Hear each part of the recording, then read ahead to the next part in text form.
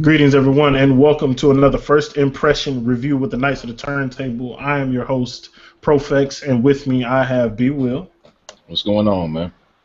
and we have a special guest, Brandon. I don't know if you want to be called anything other than that. Brandon is cool. That works. Word. And tonight we're going to be talking about Drake's long-anticipated album, Views from the Six. Um, I don't know if you've been paying attention on social media. It's been kind of a mixed bag, but for the most part, it's been kind of underwhelming as far as people's responses that I've seen so far, at least on my tier. I don't know how it's been for y'all, but that's kind of how it's been for me. But before we get into the review of the project, were y'all kind of anticipating it? Were y'all hoping that it would be good? Did y'all expect it to be dope beforehand with the singles that y'all heard before? B Will? I really had no idea, man, because he's been all over the place, everywhere. I mean, he had a little mini project with Future. He released a couple albums. Had Hotline Bling, the pretty much the single of the year, and Mm-hmm. I had no idea whether he was gonna be rapping ass, have something to prove Drake, whether he was gonna be dance hall Drake, which kind of grew off a tree in the last 2 years, or if he was gonna go back to old emotional singing ass Drake. And it's really a little bit of everything, and I really didn't know what to expect, and I don't think he did either. That's true. True that. What about you, Brian? I actually expected it to be flawless. Um, if I'm not mistaken, when did we first start hearing about views? It was before. If you're reading this, it's too late. I know for sure. Yeah, it was definitely in the Um, conversation whenever that dropped. so I know it's been at least. We're in what, at the end of April. So it's been at least a year and a half, but I can't remember if there were murmurs about it dating all the way back to 2014, like late 2014. I'm not sure. But it's been at least 2014, so there's been this long build. Um, and especially when you consider the fact how everything is sped up now uh, because of how our attention spans are because of technology. So Yeah, yeah. the wait for views almost feels like the wait for detox, if that makes any sense. You know what I Yeah, mean? yeah, Like it's a long time compared to like how things are right now. Like it's a really exactly, long time, yeah. yeah. Like we were waiting, and we kept getting these little side projects. But I think at least in the back of everyone's mind, we were waiting for views because there was a build up. So I was literally expecting for it to be a masterpiece. I respect that. On my end, it wasn't. I wasn't expecting a masterpiece, but I was. I guess I was expecting it to be his best work, honestly, because of kind of what you were saying, the weight that we've had, and because he was doing all these side projects. I'm like, all right, so he's doing all these things, he's trying all these different sounds and stuff that maybe we're going to get like the best versions of these things. Like we're not getting the best stuff out of these little side projects. He's gonna wait and put those on the album. That's kind of what I was thinking, also. So now let's get into the album itself. Um, the production credits on the album aren't anything to really write home about. It's what you kind of expect. 40's all over it. Boy Wonder's on it. A couple people I don't know, like 1985, which is the person that produced Hotline Bling, and Hmm. I don't know too much beyond that. But on the production side of things, just production, how did y'all feel about it? Listen to this entire this is a long project, 20 tracks, Yeah. which surprised me. But Brandon, what did you think of the production? Actually, that it was one of the things that I noticed. Sonically, it was one of my least favorite Drake albums. I'm not sure how in depth you want me to dive into it. Go deep as you want to go. Um, One thing that Drake has always been good about is he came, he broke into the game with a sound. You Hmm. know what I mean? So like when he came in, he had 40 in his pocket. Right. Ex- Boy Wonder was exclusively pretty much producing for him. Um, who else? There's one more person that I'm missing. 40, Boy Wonder. Um,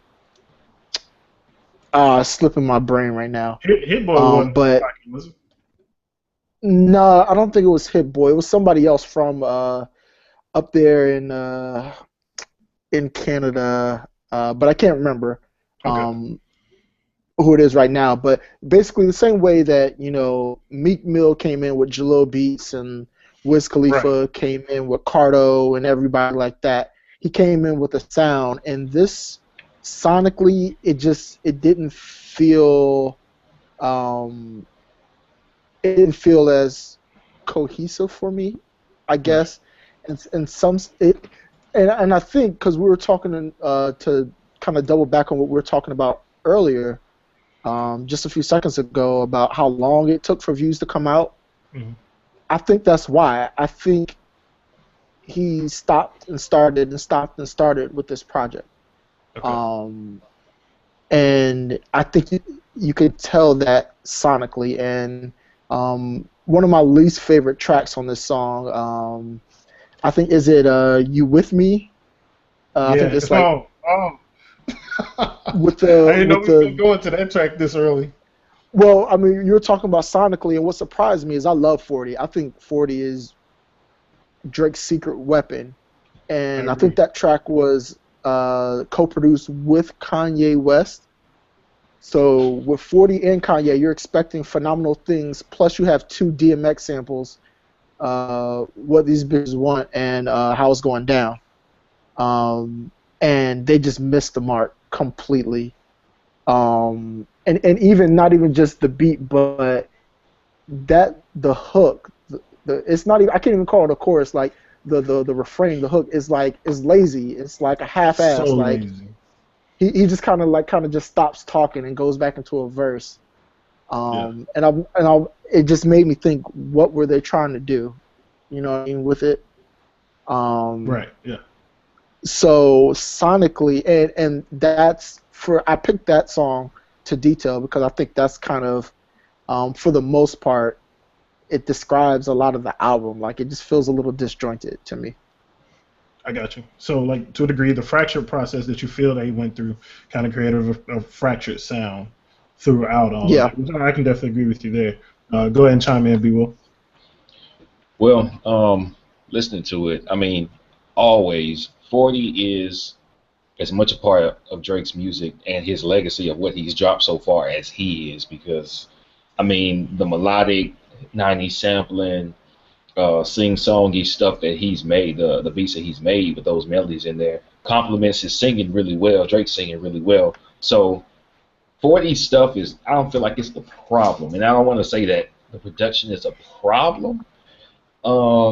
It seems to be as much a problem of choice as it is the production. It doesn't feel like there was a particular direction. Right. It's like, there's not a feel. Like, I don't want to get hung up trying to say all albums have to sound the same, or you choose to go here sonically. Like if you're gonna make a dance hall song and do a whole dance hall CD, no, that's not necessarily the case, because you can have some different stuff. Like Take Care, and I'm comparing it to his old work, but Take Care was at the very least a good album. If you ask some people, they'll say it's Drake's best album, and I do think it's his best album. But the song Take Care had that type of feel, but it didn't feel like it was a left turn on the album. And for Right. some reason, every other song feels like a left turn. Like, what were you going for? I have no idea. It's like there's no vibe or flow to it, and nothing was the same. It's kind of the same thing in this sense. Like, okay, this beat's dope.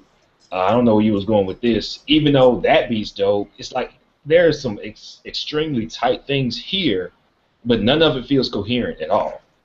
And that it feel like it's suffering from that. Too many personalities. I don't know if it's because he's trying to do the dance hall thing to cash out in the clubs and on the radio, and he's also trying to rap hard to let everybody know he still got it, and he's trying to sing for the girls too. It's like I don't know what he's going for, and I don't think he's going for anything, and I really think that ends up being a problem on here. Because Gotcha. I can't say any of the production is like, oh, this shit was whack. I mean, maybe one or two. I'm with you on what's the track? You with me? Yeah. It's a mashup of, eh, see you, I don't feel any type of way about the shit. And like you said, if you're gonna say Kanye West, 40 and Drake, 40 and Drake is already a winning formula. You had Yeah. Kanye West in there, you should be able to make something so much better than average. And really, it comes out being a very average song. And for these people involved, That's not good enough. And I feel like it's because there's no point. It's like, what were you going for? I don't know. We just wanted to make some shit. But don't just make some shit and put it on the album that you've been hyping for 2.5 years. Do it when you Right. do a mixtape. You know what I'm saying? Let that be. If you're reading this, is too late. That's where you throw some shit on there. And he did. Right. But Yeah. but with views, you know what I'm saying? I expected more coherence. It's not that the shit is whack. It's just like, this is a beat. This is a song. You saying some shit. I don't know. And that's how I feel about most of it. Right. And if I could jump right back in real quick, because you made me, you reminded me of something. So, we're talking about this tandem, this duo of Drake and 40. And one thing about them, if you kind of follow, everything that they've made together, since Drake has kind of burst on the scene, is how meticulous they are. So we're talking about the production and how it feels kind of disjointed and fragmented. And if it was any other artist, it would probably be okay. Like if this was maybe like a YG album, we'd be like, oh, this is fine. But if you take a look at Drake's projects, let's say, for example, there are a lot of times and instances where Drake has a song, and then the production is so detailed and specific that it kind of transforms into another song. You know what I mean? I was going to bring that up too, yeah. So, for example, like Shut It Down, Drake and the Dream. Mm-hmm. Like, it kind of starts out, and then it kind of ends up transforming into a whole nother song. You know what I mean? It's almost like two songs into one. Yeah. And even when it doesn't necessarily, even when they don't necessarily use that device, there are times when just the tone and the feel of the songs really goes into the next one. So like on what album was that? Take Care, Marvin's Room. Is followed by Kendrick's solo Buried Alive. And like if you remember how Marvin Room kind of fades out, the way it goes into Buried Alive, you know what I mean? Like it really well. It meshes, you know what I mean? I don't feel like a lot of these songs really mesh. It seems like they didn't do that. And for them to take as long as they did and for them to be as meticulous, I don't understand how, for them, it feels rushed when they had over a year and a half. You know what I mean? Like that seems odd. And I think the perfect example, when the track list first dropped, my eyes immediately went to I think it's track 11 and 12 if I'm not mistaken, but Controller and Pop Style. I was like, it was like I saw the alley-oop before it came. I was like, it's gonna blend. Controller's gonna fade out and it's gonna blend into Pop Style. 40's gonna like speed Controller up and it's gonna go into Pop Style, and it didn't happen. It was like Controller just cut off, and then Pop Style started, and I was like, what the hell was that? Yeah. So yeah, I don't think they really took time to polish it up sonically, how they typically do. I agree with you. Yeah. Like both of y'all pretty much said everything I was thinking. One thing I add is just I feel like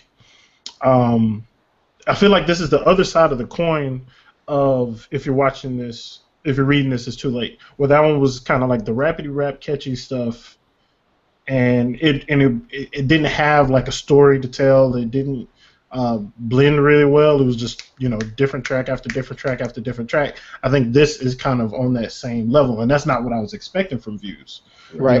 Like I was definitely expecting a follow up to Nothing Was the Same, because the production on that album just was phenomenal. Like there's some tracks on there that I don't like so much, but just like you mentioned, the transitions between the songs, or actually not even the songs, but on the same song, the different layers and everything that he's doing and the different parts were so incredible. And this just feels like a thrown together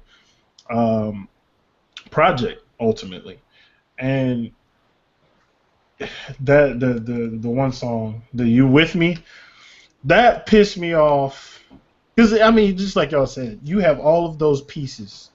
Like not only the 40 Drake and Kanye piece, but you're taking two incredible works from DMX, and it's lazy as hell. The execution is just super lazy, and it reminds. It's how I felt about was it Practice off of Take Care?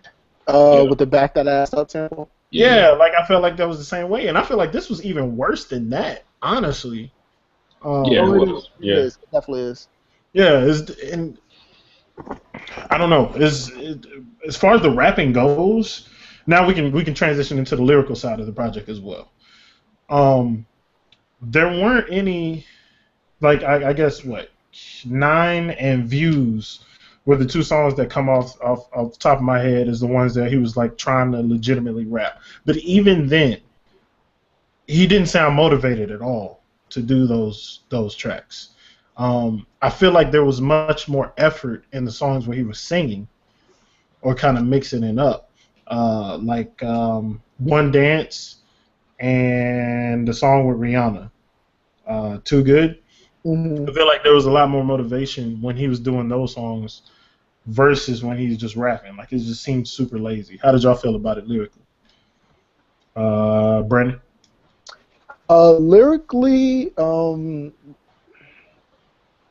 it didn't knock my socks off. Like there were some things he said that I was like, okay, that's cool. It's catchy.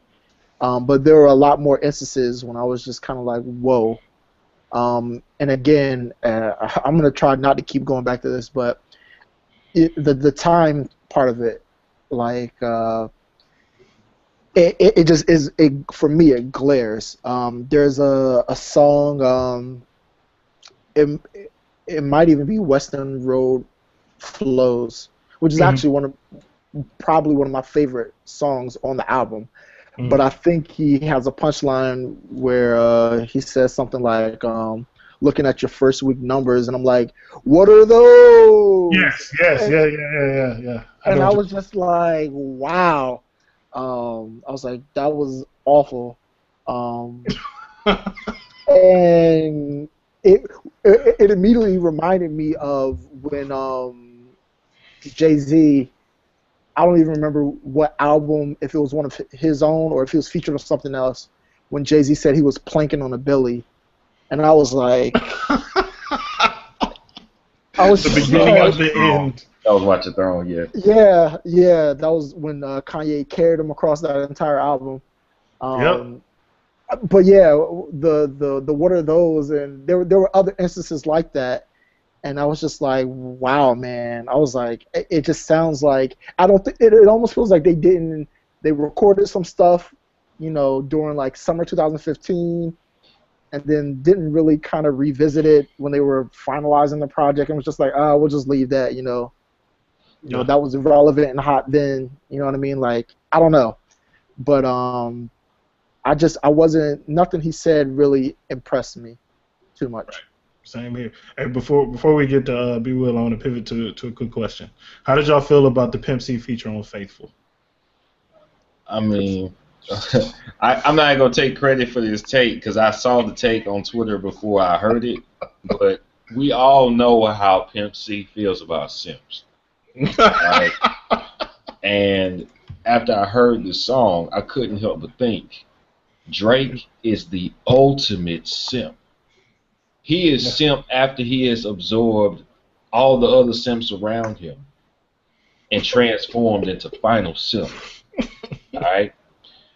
How would Pimp C feel? I mean, I guess we could always do that. How would somebody who's past feel about somebody not using their music? I mean, Tupac would have came back from the dead and probably stuffed some niggas if he knew who was using his shit now, because I don't think he respect a lot of people. Right. But I mean, it wasn't an outstanding song. It was alright. It was cool. I just couldn't vibe. I'm like, man, I know you fuck with Houston Drake, but I don't think Pimp C would have fucked with you. That's just how I feel about that Yeah. song. So I I don't didn't think. really feel it for that reason. I was like, no, I don't know about this. Yeah. Plus, I mean, the feature. It's just. It's not like the track's built around it. It's Right, just dropped in there. It happens, and then you right. move on from it. It's like he did it just to say Featuring he Pimp C. has. Yeah, featuring Pimp C. What about you, Ren? I was gonna say it felt forced. It felt like one of those situations. Um, I don't know if you guys remember. I think there was a rumor or something out where Drake just got kind of rewarded all of these like Aaliyah vocals. And I remember there was a Oh point in yeah. time where I felt like he was just using. peppering stuff with these Aaliyah vocals, and with the Pimp C verse, it almost feels like he treated the Pimp C verse like his refund check or something like that. Like he got his federal refund check, and he was just like, I have to use it, so I'm going to use it. You know what I mean? Right. Yeah. Like it didn't seem like there was a really good execution to it. I will say, just a quick aside on that, Division Sign came through and murdered that track though. Faithful, I will say that. But yeah, the Pimp C part, it was forgetful, and that shouldn't be the case if you're using Pimp C vocals. Right. Right. All right. Go ahead, B1. All right, well, I mean, lyrically on this album, I'm like a lot of people who fuck with Drake because this nigga can rap. Like, Comeback Season, So Far Gone, Thank Me Later, Take Care. He can rap, and I mean, always caught a lot of flack for being the dude that sing for ladies, but he could rap, and that's what kept him relevant to so many people. It's like, yeah, all right, he got that singing that shit, but this nigga rap. I mean, every album there's something where he's just knocking it out the fucking park on a couple of tracks, and so hearing this, it was like, it seems like, and I say this about a lot of people when we talk about people, it seems to have been the case with Kanye. I don't think it's the case with Cole. Maybe the case with Cole for different reasons. It's definitely the case with Jay-Z right now. Oh, Jesus. But once they get past the point where they have something to prove, that you can tell it's just lyrically they are not as hungry anymore. I mean, Kanye kind of lost it. This last album was it. We saw the last little puff that Kanye had, unless something dramatic happens to him in his life. Jay-Z's been on empty for, I don't know, about 3-4 years now.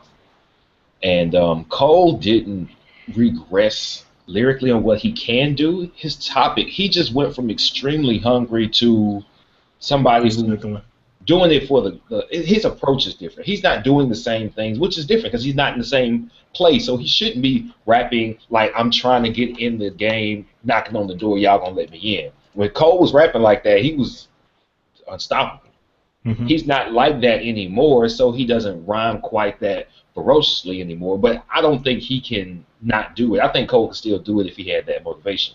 Drake has been, after Take Care, Drake has very much been on some, that's it, I fucking got it. Like, I don't have anything else to prove. Like, I am, do y'all understand? Let me host the ESPYs, let me host SNL, let me just cut a quick album with Future. Let me do whatever I want. I'm gonna drop a single for an album that's gonna drop in a year and a half, and y'all gonna love it. It's gonna be the best single of the year, cause I'm me. And when you get like that, his topic matter. Same thing with, what was the last album? I keep forgetting the name of it. That Drake drop? Yeah, the last full album he dropped. It was like a mixtape-ish. If you read this, there we go. That one, and even Nothing Was the Same. It seems like he didn't have that knock it out the park, eat y'all motherfuckers alive. It's like, it was not that. It was like, I got it. He was like on cruise control. I've got it. Y'all know I got it. I know I got it. I'm just going to sit back and relax. And that's what I hear from him more than anything. Like Brandon, you was saying, it's like you feel like, how did y'all let this get through? Were y'all not going through this with a fine-tooth comb? I almost think that Drake's at a point now, and everybody around him knows, look, you do it, it's going to be hot. Just do what you want to do. Yep. I don't think that happens when you're on the come up. I feel like when you're on the come up, you have to get everybody's attention. You have to knock it out the park. You got to knock heads off the shoulders. So you have to be outstanding, ridiculous. It has to make people stop in their tracks and say, hold up, who the fuck is this? He doesn't have to do that anymore. And he doesn't. And I think that's pretty much where he's at in his career. Because for the last, I'd say, 2.5 albums, you can argue with whether it was Nothing Was the Same, or if you're reading this, it's too late. But I still feel like he doesn't have that motivation to be the Ross anymore. He is living the dream. He has all the hype, all the fame, all the notoriety. He gets all the credit for the music that he makes. Well, not all of it, because, you know. But, word. But he does not care to be the realest nigga rapping. The reputation of being the realest nigga is enough for him, just like it is for Jay-Z. In Jay-Z's head, I'm positive that Jay-Z still thinks he's the realest rapper alive. And he very much, for the last, 4 or 5 years, has survived off of that idea, the confidence, the arrogance that comes from being crowned a living legend. That's what it sounds like. It sounds like a step down, two steps down, and that's what Drake's doing right now. So that's what this album sounds like to me for the most part. Gotcha. And like you mentioned, like Nothing Was the Same. And though after Take Care, yeah, the raps decline. Even on Nothing Was the Same in the intro at least, and maybe a couple other tracks. Right. He did rap his ass off on a couple songs. He did. But we didn't get that at all. Like nothing super memorable on here. Right. Right. Like it's Nothing, just good. I was just gonna say nothing. You didn't get that feeling like when you heard his "Stay Scheming" verse, Right. or his verse on Aston Martin Music. None of that. I got nothing like that. Yeah. Like nothing that even just like get you hyped for like a quick second. Like, oh, yo, that was dope, or like a part of a song. Nothing. It's pretty even kill as far as the rapping goes throughout the whole project. Right. Now I do. Whenever you get a sec, I do have a couple of theories and issues about the entire project as a whole. Okay, go ahead, drop it. Okay, so here's my theory that I was thinking about.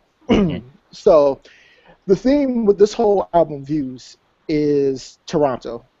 Right. This album screams Toronto, from the art direction, the aesthetics, to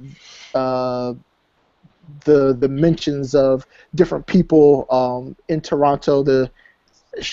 I can't keep up with how many names, the Moniques, the Tiffany's, the Stephanies, the different people the different characters that he used. And one thing that I was thinking about, and I think I saw a couple other people mention this as well, and I agree.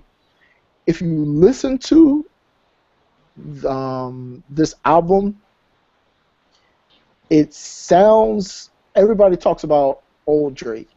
It sounds like old Drake. Like when you listen to the voice, his demeanor, his flow. And when I say old Drake, I'm specifically talking about a certain period of time. I'm talking about from Comeback Season to his debut album, Thank Me Later. Okay. Comeback Season was 2007, and Thank Me Later, his debut album, was 2010. So that's a 3-year period. If I'm not mistaken, for this album, I think he said that he, for the most part, was living in Toronto. Like he literally went back home. Which is why, to me, I think the album sounds like that Comeback Season to Thank Me Later period. Okay. It's almost like, I guess, to paint the picture, if Comeback Season to Thank Me Later is from 2007 to 2010, that's his high school, and then everything after that has been his college. So when you move away from home, what do? You lose some of that home, some of those roots, some of that stuff, the slang, the jargon, how you talk, that's back home.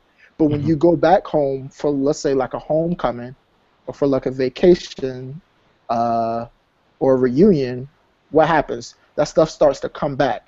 So there were key instances on this album. There was at least one, but I feel like he mentioned more than once that he mentioned the producer T Minus. I haven't even heard T Minus's name since back in that old Drake era. You know what I mean? There was a song where he referred to himself as First Take Drake. Yeah, I remember that. And I was like, One Take Drake. One Take Drake. I was like, wow. I was like, when's the last time I heard that? You know what I'm saying? It's back in that time period. And like just hearing his flows and demeanors, and even like I capped off that time period to Thank Me Later. If I'm not mistaken, the intro for Thank Me Later was Fireworks. Fear. Or Fireworks. That's what I meant. Fireworks. Fireworks sounds exactly like Western Road's flow. It does. Exactly like Western Road flow. Yeah. So like this whole time I'm listening to the album and I'm just like, yo, like this literally sounds like Comeback Season, So Far Gone, Thank Me Later Drake. But and here, so that's my theory, is that he went home, and even when you talk about, I mean, because Toronto has a big Caribbean, like it's a big melting pot and a big Right. influence, Right. which is where you can hear those Caribbean and island influence on the songs, and not even just on controller and pop style. There's a patois, there's a little accent that he kind of carries, Hmm. that you can hear on the songs that kind of sounds like, where the fuck did he pick this King of the Dance Hall vibe? I think it's because he was back home. Um, but I had a problem with that. I was like, okay, so this sounds like old Drake, but I love old Drake. So why am I not in love with this album? And I think my problem with that is, take Jay Z for example. Jay Z is probably one of the few rappers that has, even if you talk about the decline of his rapping abilities and his albums, he's been on a incline. He's been going up. You know what I'm saying? Since Reasonable Doubt, his lifestyle, his flow, you know what I mean, has improved. It's gotten better. He's been on an increase. Right. Um, but he's never doubled back to go back to Reasonable Doubt Jay Z or Blueprint Jay Z. You know what I mean? Right. Like Right. he's Right. always just kept moving forward. And I think that's my problem with this album. Drake, he went back to that 3 year old Drake high school period, and it's like you can't recreate that. You know what I mean? As much as people love that for nostalgic purposes, you can't pedal backwards. You know what I'm saying? And it's just like he's he. It's like when you're cultured and you're open to different things. It's like you have to keep going forward. You can't try to, like, okay, I'm gonna go back and just do the same things that I did, have that same voice, have that same flow, have that same demeanor. You know what I mean? So there were a couple songs where it just sounded like he was like, well, and all right. You know what I'm saying? Like it just Right. it just it just felt like he was like summoning something of Monique, and I was like, what the? I was like, what the hell was that? It's like he tried. It's like he hopped in a time machine, but like the same way he's progressed, us as listeners, We've our grown up too. exactly our palates and our tastes have evolved as well. You know what I'm saying?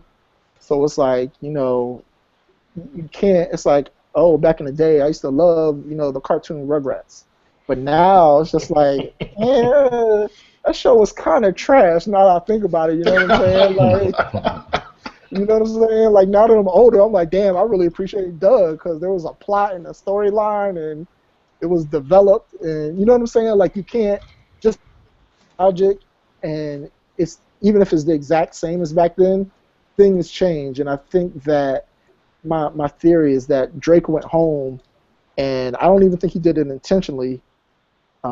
Just the sounds of this album was a shepherd's pie of that 3 year period of probably everyone's favorite Drake, but it just like that ship has sailed, I think. See, that's interesting because I feel like, and now that you pointed out a few things, it definitely does have the older Drake sound. And I go back and listen to a Comeback Season and Room for Improvement often. I Hmm. don't listen to Thank Me Later as much.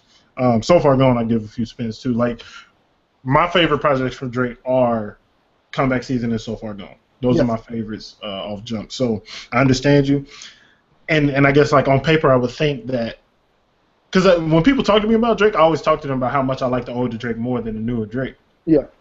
And I guess you're right. I guess like maybe I did want that in theory or would have liked that, but yeah, it definitely didn't execute well No. for him because yeah, like the whole disjointed mess kind of thing would apply to those older projects, Yeah. and because the kind of transformation stuff didn't come until later, and we Yeah. grew to appreciate that. We got maybe a little bit of that on so far gone, but it definitely hit its peak further into the process. So, hey, Right. that's a pretty sound theory. I can definitely co-sign that. Be with anything you want to add?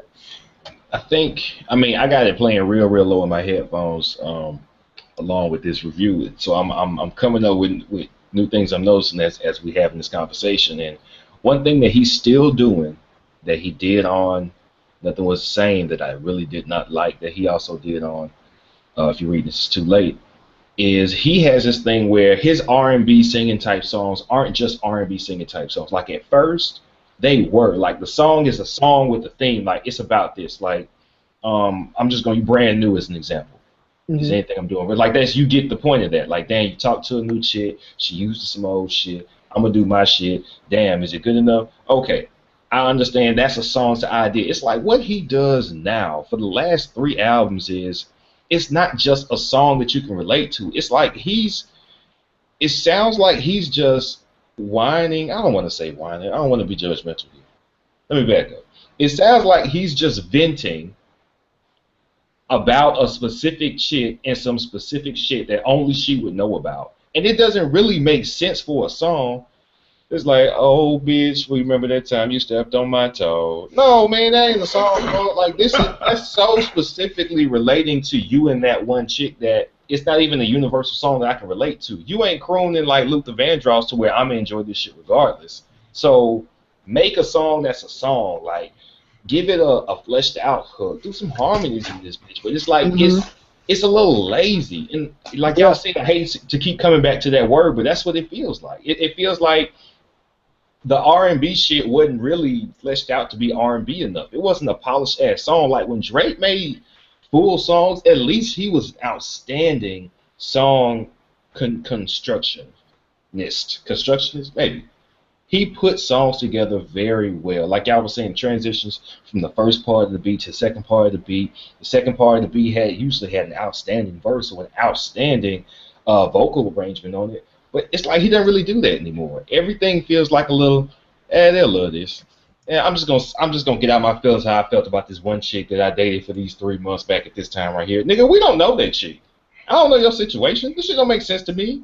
You just crooning, and you ain't even crooning that well. Like I said, this nigga ain't taking the pentagrass. So what the fuck is you doing? It's that I don't know, man. I don't want to say he's too full of himself because I know that confidence and that arrogance is what happens when you do what you do so well that you get acknowledged as a really, really a great artist, as a living legend in your time. Because right now, I mean, we talk about this with basketball players. If somebody's accomplished so much up to a certain point, we'll talk about a future Hall of Famer. As far as rap goes and his impact on music and pop culture in general, Drake is a future Hall of Famer right now. So it's like while you see somebody on the court that's playing, they might still be playing. They might be past their prime, but it's like, all right, you're a future Hall of Famer, but how many times I'm going to let you take that shot where you keep clanging these threes before I tell you go sit your ass down? And it's like, do you tell him? Because if he's a future Hall of Famer, he's had a Hall of Fame career behind him, are you going to tell him don't do what you do that made you great? No, you're like, look, man, you knew greatness before we would have thought that you could have been great, so you do what you do. So I don't want to say don't do it, don't be full of yourself, don't have that confidence, because I do think that's what's fueling him, and that's still what gives us the great things that he can do. However, he's not really putting that 110% into it anymore. Exactly, yeah. And like to throw something in on that, what you were talking about with like telling stories about the women and everything, it's not like that has not been done and done well. And I think it's the laziness and trying to get those little catchy phrases that he throws in there that people seem to love so much. When he does that, we don't get the deeper story with it that make it entertaining if it's not relatable. For example, like Joe Budden, all he does is whine about women in all of his music. But he goes into damn near unnecessary detail about those particular situations, and he tells a story throughout all of those things, and we don't get that story with the Drake situation. It's just like his rapping now is a bunch of fucking subtweets about different people. That's how I feel about it. Yeah. Right. I mean, and I think we probably all came to the same conclusion just now. On this album, on Views, Drake is that talented athlete who doesn't feel like he has the workout or put in the effort like he used to. Yep. It's almost like he went straight Iverson mode on this, like practice. Yep. We're not talking about an actual game. We're not talking about a performance at the Super Bowl.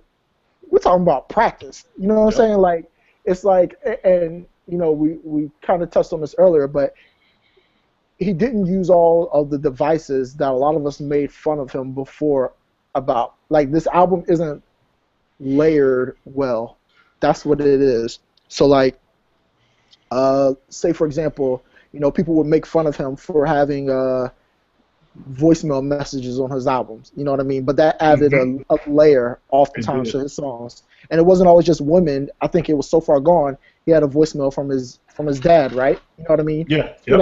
That added a form of intimacy.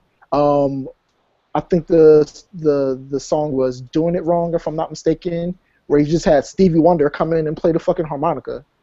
You know what I'm saying? I think that was "Doing It Wrong." What album was that where we just got a surprise Andre 3000 verse out of nowhere?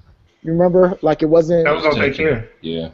Yeah, it was just an Andre 3000 verse out of nowhere. And then I mean, one of my favorite things that he did was when he just had Kendrick Lamar on his album, a solo song on Buried Alive, because it reminded me of Missy Elliott's debut album, where she just had Busta Rhymes rap on the intro to the album and the outro. Missy was nowhere on either of those two tracks, so the intro was just Busta Rhymes, and the outro was Busta Rhymes. And Drake used to implement and utilize some of those devices. Where was that on Views? Where was any of that on Views? He had one interlude, right? Mm-hmm. And everything else was start a song, stop a song, right? Yep. Everything was, start a verse, go into a semi-hook, verse, semi-hook. Next song. You know what I'm saying? Yeah. Yeah. So it was like he was...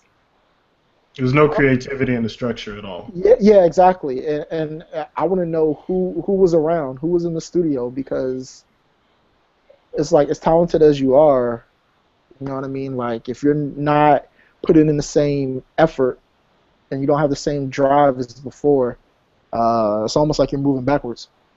Yeah, and like Brian was saying, like, he didn't really have to, because I read an article where they were talking about how him putting Hotline Bling on there pretty much makes it a platinum project already because of the streams that it's accumulated since its release. And I'm like, situations like that, I guess it kind of stifles the motivation to put in that extra work, I guess, because it's not about the art for them anymore. Right. Just like with with Jay-Z putting out Magna Carta Holy Grail, and basically it's already platinum before he puts it out. Right. Because of the deal, it's like, all right, well, okay. But I mean, I knew the Jay-Z project was going to be something weak lyrically, because when you saw the promotion for it, it was all the production stuff. Like, look who I got in the studio doing the beats. Like, that's all the commercials were and everything. So you knew what to expect from that. But yeah, I don't know. Like, Drake just, or I don't know if I'm paying more attention to Drake fans or not, but it seems like he puts himself up there lyrically, and it's just we didn't get that. And that's my most disappointing takeaway from this whole project. Now, what would y'all say would be y'all's favorite tracks off of there? If y'all can give me 3. I can't give you 3. You can't. I can't give you 3. But before we started this roundtable, I was talking to my friend. He's a big Drake fan. He didn't even realize the album came out. He was like, you know, what are the most fire songs so I could look out for it? And I was like, you know what I'm saying? Like, there's nothing that, like, if I was forced to pick them, it would literally be 2 of them would be the that we've already heard, the 2 dancehall records, Controller and One Dance. And then if I had to pick one more, it'd probably be Western Road Flows. That's pretty much where it kind of lands for me. Western Road Flows, One Dance. I didn't like Controller as much as Straight. Because he took Pop. Why did he take Popcorn off? Like, why? Well, see, that I haven't heard yet. I haven't even heard that one. Like, it's a dance hall record, and he had like one of the most popping dance hall artists on the original version of the song, and then removed him from the song on the album. And most people who I saw talking about it, everyone said the same thing. Like, why would you do that? So I gotta listen to the original one. Yeah. But I would say Western Road Flows, One Dance, and probably With You, that Party Next Door track. Okay. Word? I actually like that track, and I haven't enjoyed any much of Party Next Door's music, honestly, or the collaborations they've done. But I actually like that one. But I don't know. It might be a situation where it's just like I have to choose something.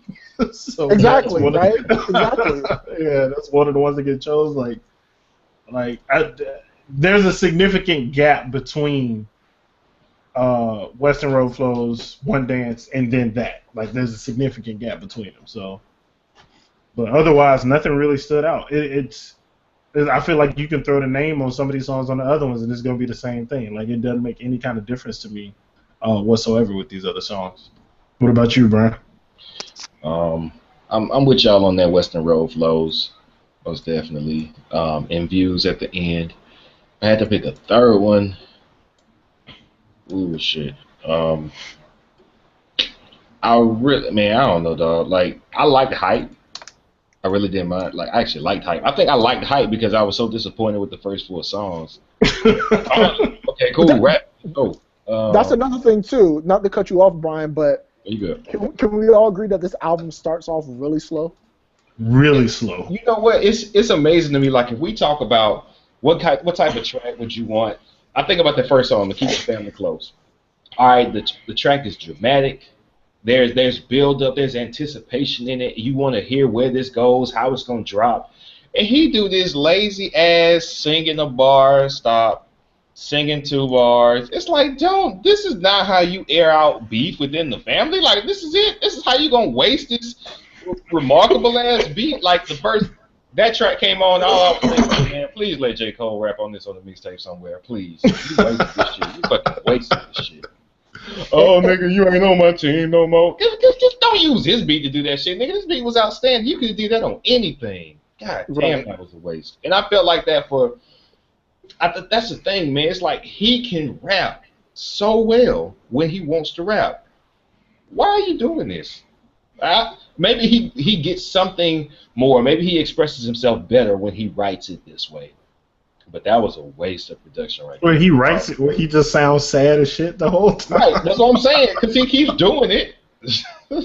So maybe he likes doing it that way. That's something that he's done. That started on Nothing Was the Same, where it's like you sing it in bar, you're not rapping it. I'm gonna sing a bar, stop, this space, these gaps, just like this creative room in there that could sound tight if you execute it properly, but it doesn't really, because it just sounds like, man, just rap some shit, please. And I mean, he even applied that depressing ass filter on You With Me though, like over DMX lyrics, like. Yeah. I guess that's my ultimate frustration with the first four songs, is that happened. I mean, and even Hype, like whenever I listen to a new album, typically I always got to give it the whip test too. Like I got to throw it in the car because it'll probably make me feel different. Right. I really don't like Hype that much. Like the beat is hard, and like when I was driving home tonight, I was like, okay, this knocks, but still, like, and when I said it starts off slow, I wasn't even necessarily talking about the tempo. I just mean like it didn't make me feel anything for 5 songs. I didn't feel anything until Western Road Flows. Yeah. I agree with you there. And I'm just like, what I was really thinking, I was like, wow. I was like, Drake really did not stock up his ammunition for this album, because I think this week the reference track for Rihanna's work came out, which was, I guess, written by Party Next Door and Drake. Mm-hmm. And I was just sitting here thinking, I was like, they should have held on to that and not gave that to Rihanna, and just slapped that right between Controller and One Dance, and just had Controller work One Dance, and should have. I'm sorry, because this album was not enough for them to be given, for his camp to be giving away records. Like the cupboard is bare. I mean, Drake, he should have been doing emergency tactics. They should have did a reprise of a What a Time to Be Alive song. I don't know. They should have did a Jumpman ballad, something. Something to get it exciting. But I feel like that's what happens when, for the last 3-4 years, all anybody's telling them is you can't do no wrong. And let's not forget Even Kanye telling them that. And he really did just end a nigga's career, like 9 months ago. So it's like, you know what? Why would he think anybody's seeing him right now? I mean, I understand that confidence. Now, do we need to talk about any of that stuff? We can. Drake is probably the best rapper after Jay-Z with the offhand references, subliminals. About addressing people in situations.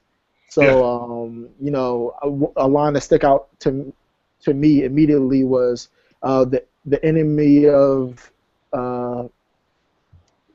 He said something like, "Two of my enemies are friends now." Yeah, I remember. I was like, okay, that's an obvious reference to Tory Lanez and Meek, you know what I mean? Because they've collaborated back and forth. And I'm probably reaching on this one, but even the intro, "Keep the Family Close," it made me feel, and I'm probably way off base with this, but it made me feel almost like he was talking to Nicki or talking about Nicki. That's actually that was what I thought also. Okay, yeah, like I mean, because with Young Money and Cash Money just kind of crumbling, and then a lot of the lyrics were talking about you're supposed to take my side, you know what I mean? Like they both came in a game together, and now he has this feud, with this person, and he's like, he's talking about some woman taking the other side. Right. Again, maybe we're both reaching, but I was like, he addressed. And again, it's almost like this album literally sounds like, because again, we talked about how it sounds fragmented, and you can kind of feel where he picked it up and put it down. And It's almost like he sat in his bedroom back in Toronto and just was like Dear Diary, and like you could kind of hear, like you can hear the timeline. You know what I'm saying, behind the scenes. Right. Yeah, I don't know, and I think he addressed a lot of stuff. The only thing he didn't address, I guess, wasn't there some rumor that he got into it with Puff, maybe? Or maybe I'm mixing that up with somebody else. No, I felt like that was an older thing, though. Okay, maybe it was. But yeah, so he addressed some things. He didn't address it like he did on Stay Scheming. You know what I'm saying? Like that Drake is gone. Yeah, like when he just aired Common out without even saying Common's name. Yeah. But I thought he did a solid job of making it known, I guess. So now the verdict comes. Would y'all recommend this? Would y'all suggest that people listen to it or give it a pass or what? Where would y'all go, Brian? Well, if we're going on a 3-tier system, 1 is don't even listen to it. 2 is listen to it, put it in your library, but don't buy it. Or 3, go buy it. This is a 2. This is listen to it, put it in your library, but honestly, how many songs would you play again in a year, 2 years, and still feel like, yeah, this shit does ride? Maybe like 3 or 4, 5 at the most. You know what I'm saying? So for that reason, I can't buy it if at least the majority of the songs ain't just bringing me back to them, and I'm not gonna feel differently about them. But this is just a rip it, you know what I'm saying? Copy it, stream it, do whatever. But this ain't worth the buy. 20 tracks, not a bunch of interludes thrown in there. It's 20 songs, and out of them we can barely scrap together 4 or 5 of them for you to keep. So I'm gonna co-sign that as well and say just stream it, snatch your favorites off that bad boy, and just keep it moving. What about you, Brandon? The album came out maybe 30 hours ago? Yeah. Okay. I like to sit with albums to kind of give it multiple listens and let it grow on me, because some things are growers. But off of right now, after a few listens and kind of riding around with it in my car and listening to it at my desk and stuff like that, I mean, I gotta say a 1. I saw somebody say that Views they thought was Drake's second best project out of all. I want to say he's come out with.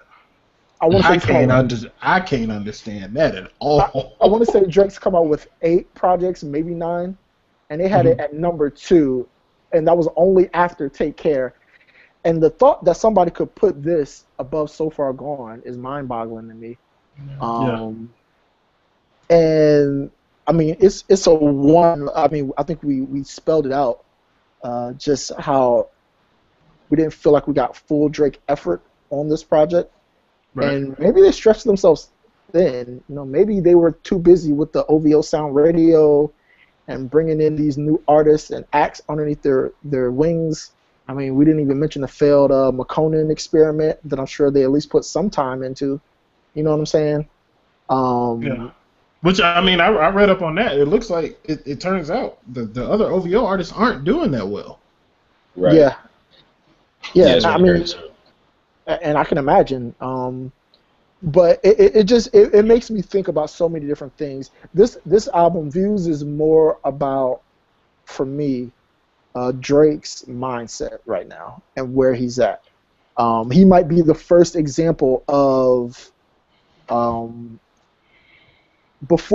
previous to Drake, J. Cole, Wiz Khalifa, Big Sean, that whole wave.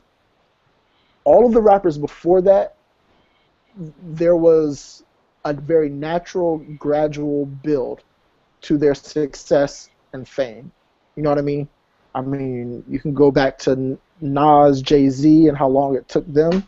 Mm-hmm. And even after that, the Dipset, Cash Money, State Property, even like the Ludacris's and stuff like that, T.I., like it still took a little gradual build.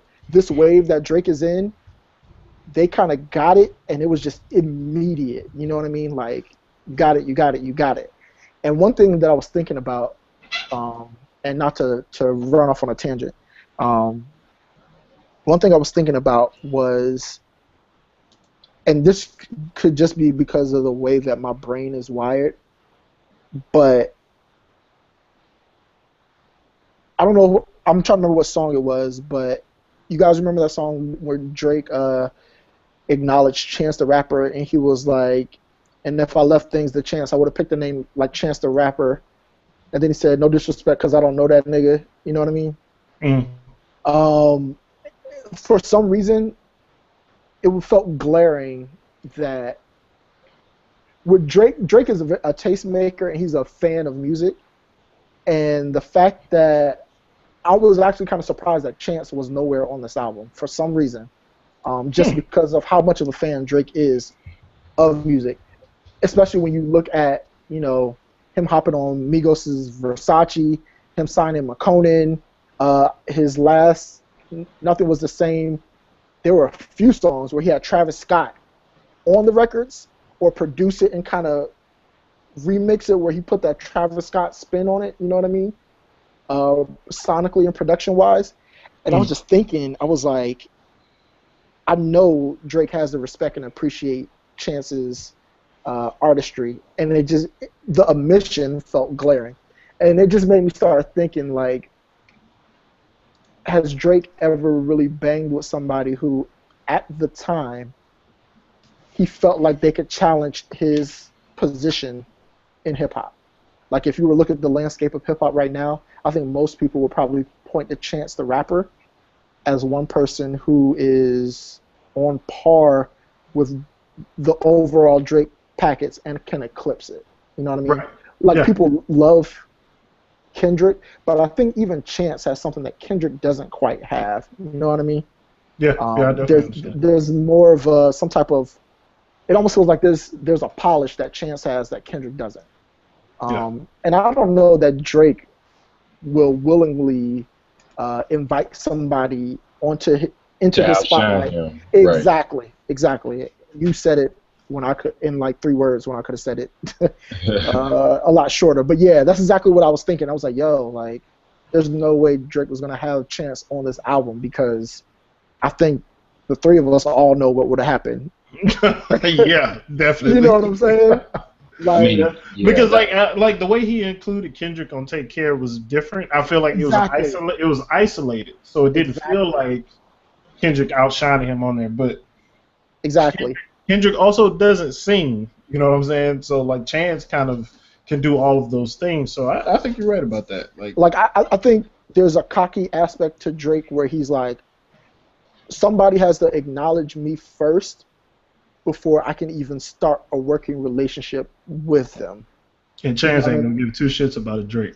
Exactly, especially when you think about, because Chance is literally doing everything independent. He's not Yeah, signing. exactly. You know what I'm saying? So he doesn't care about that. Like, so I Because don't know. knowing Drake, like they do the collaboration, and then the next album we got Drake talking about giving Chance a cosign and blowing his shit up and stuff, and we know Yeah, damn well that's not true.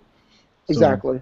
So that was just something that made, when I gave my rating of a 1, it just made me think, because Drake could have done a million things. You know what I mean? To help this album, and he decided not to. And I think there's an air about him, a little bit of a